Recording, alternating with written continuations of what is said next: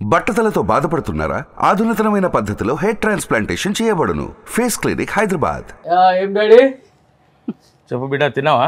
తిన్నా, ఇప్పుడే పెట్టిన రోడ్లో పెద్ద బుద్ధ. అసలు ఈ గెటప్ చూసి సిద్ధే వచ్చిండేమో అనుకున్నాను. అరే సిద్ధును పిలిచి రాయమని అనుకున్నాను. తీరా చూస్తే నువ్వు. మా సిద్ధు కాంపిటీషన్ వస్తున్నాడు. Roshan nice dress. Nice. Charcoal వేసుకుందా, పోయి వేడి పెట్టినప్పుడు. ఉగాది పచ్చడి అయితే రెడీగా ఉంది. ఉగాది పచ్చడి అయితే రెడీగా ఉంది. వేడి నీళ్ళు కష్టం.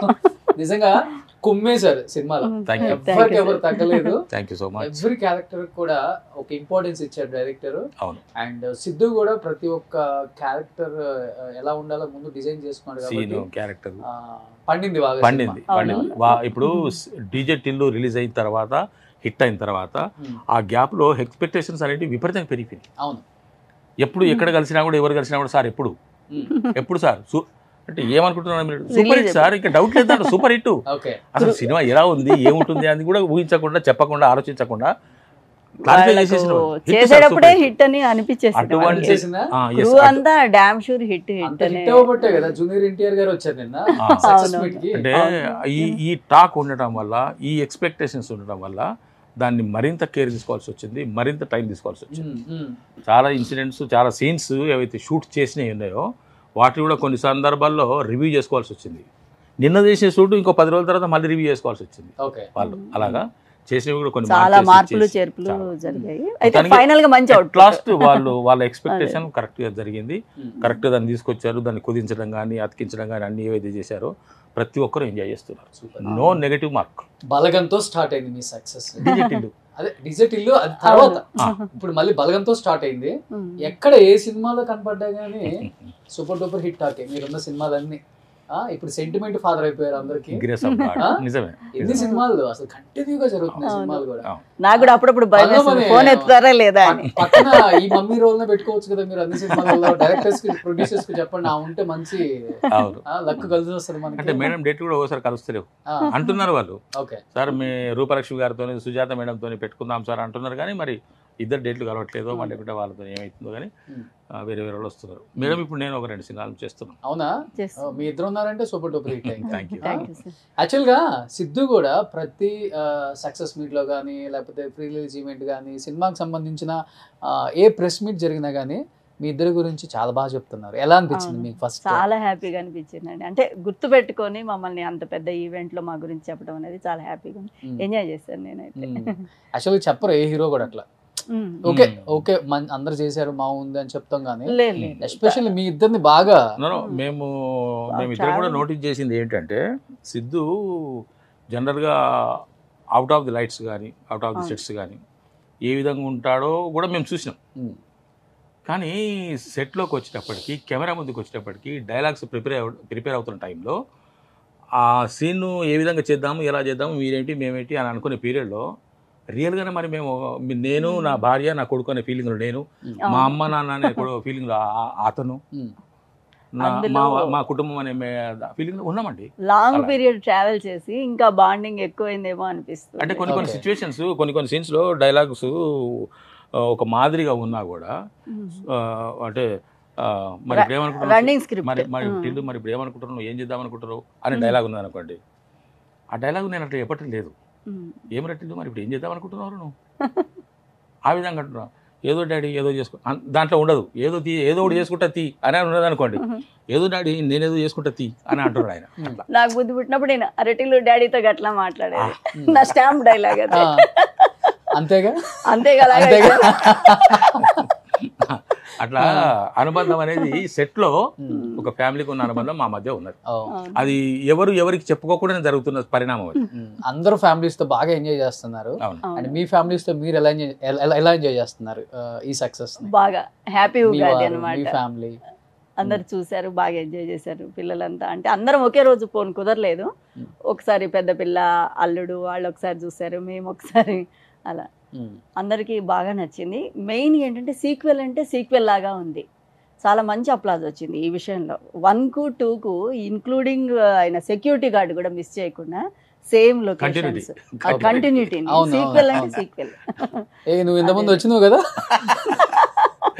అప్పుడు సంతకం చేయలేదంటే ఏలు ముద్ర అంటే లేదు లేదు నేను నీ ఫ్యాన్ అంటారు. ఇదే డ్రెస్ అప్పుడు ఫస్ట్ లో అది గ్రీన్ గ్రీన్, ప్యాంట్ కూడా గ్రీన్, మీరు వైట్. గుర్తుంది మమ్మీ. నేను అనుకున్నా రెడీ అవుతున్నాడు కదా వెళ్ళటానికి, ఇంకేదో ఉంది ఏదో జరుగుతుంది అని అనుకున్నాను. ఎందుకంటే అంతా మేము చూడం కదా, మా పాటు ఉన్నప్పుడు మేము యాక్ట్ చేస్తాము. ఈ డ్రెస్ సినిమా చూసేటప్పుడు అనిపించింది ఇంకేదో జరగబోతోంది, కానీ ఏం జరుగుతుందో నాకు తెలియదు. ఓకే, బట్ మీరిద్దరు కూడా స్క్రీన్ కి కొత్తగా ఫేస్లు, ఇంత తక్కువ టైంలోనే ఇంత ఎస్టాబ్లిష్ అవ్వడం అనేది మామూలు విషయం కాదు. ఒక్క సినిమా ఏంటో మిమ్మల్ని మీరు ప్రూవ్ చేసుకునే విధంగా మంచి సినిమాలు పడ్డాయి కూడా మీకు. ఏంటి అసలు ఫస్ట్ ఆఫ్ ఆల్ చాలా మందికి తెలియాలి, అసలు మీరైతే ఎవరికి తెలియదు కూడా.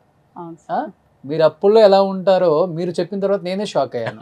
ఏం చేసేవాళ్ళు మీరు అసలు, మీ ఫ్యామిలీ బ్యాక్గ్రౌండ్ ఏంటి? నేను న్యూస్ రీడర్ సార్. బేసిక్గా నేను first lecturer, convent college teach చేశాను, తర్వాత కంప్యూటర్ ఫ్యాకల్టీగా చేశాను. ఓకే, తర్వాత నాకు బాగా మీడియా ఇష్టం చిన్నప్పటి నుంచి కూడా, మొన్న కొన్ని ఇంటర్వ్యూస్లో కూడా చెప్పాను అంతా.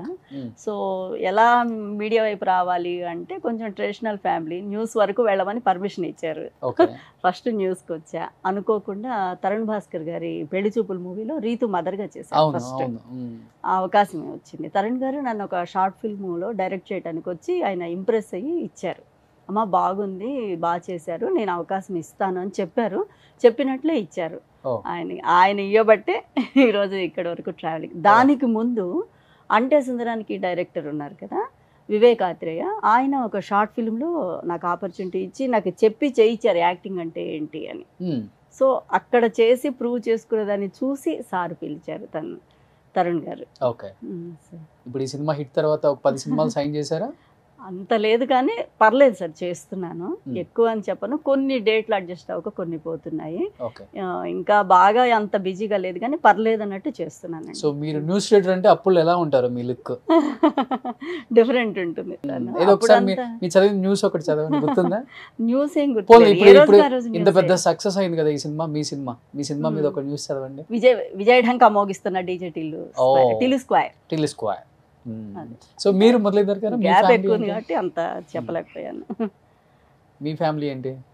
సినిమాకి రాకముందు నేను ఎలక్ట్రిసిటీ బోర్డులో పనిచేశాను. ఓకే, ఏపీఎస్సీబీలో పనిచేశాను. ఆ తర్వాత అది ఏపీసీబీటీస్ అయింది.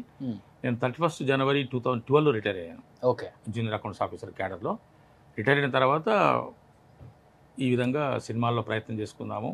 ఎప్పుడు అనిపించింది? 12 తర్వాతనే. అంటే నాకు మొదటి నుంచి నేను నటుడు అవ్వాలనే కోరిక నాకు ఉంది. కాకపోతే చేయలేము, మనం అక్కడ దాకా వెళ్ళలేము. కొద్ది రోజులు మద్రాసు ఉన్నది ఇండస్ట్రీ, ఆ తర్వాత ఇక్కడికి వచ్చింది, మనకు తెలిసిన వాళ్ళు ఎవరు లేరు, మనం 2 పడవల మీద ప్రయాణం చేయడం కుదరదు.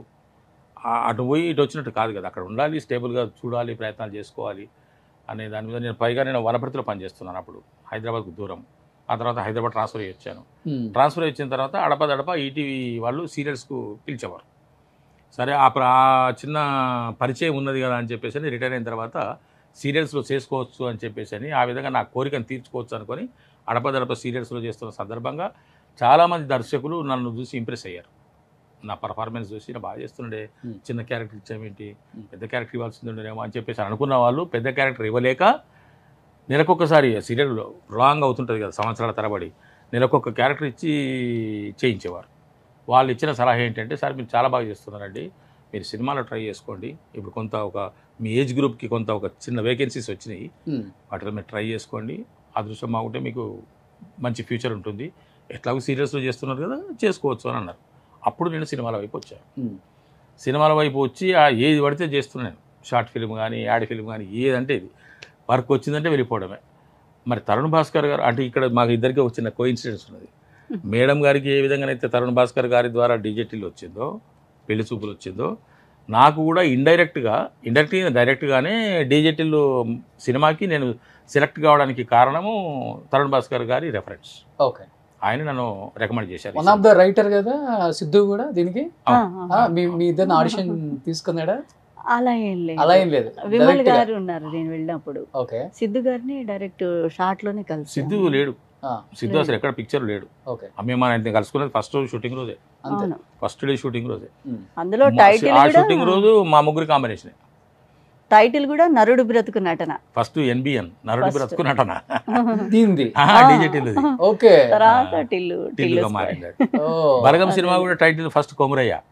అవును అవును అది దాని పేరు తెలుసు నాకు. కొబ్బరి. ఆ తర్వాత బలగంగారే. బట్ ఇది తెలియదు నాకు. ఇది అదే అయితే పేరు మారితే లక్ వస్తుంది.